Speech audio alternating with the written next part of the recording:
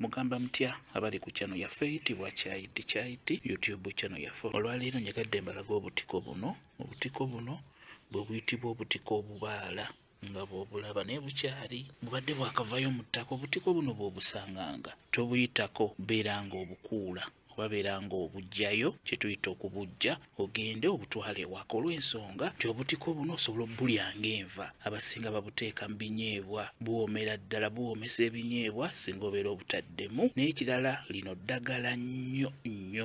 Okumanya ddagala, obutiko bwennyini ddagala n'ettaka awo bwe bubeera bumeze era nalyo libeera ddagala.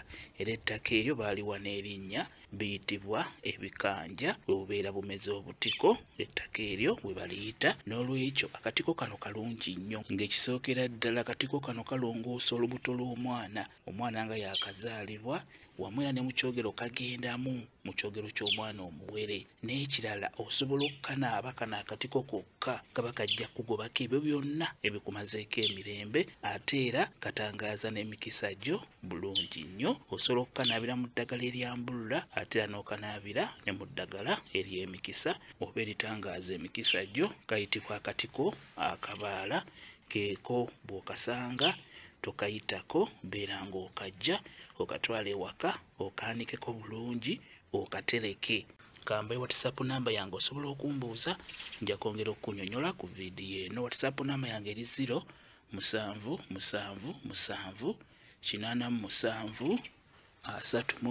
0777734 yeeyo WhatsApp namba yange. Mwebale kubeera ku channel yaffe eyitibwa Kyaiti YouTube channel yaffe. Kyembasaba mugende mu maaso n'ogyegattako mubeere bulungi.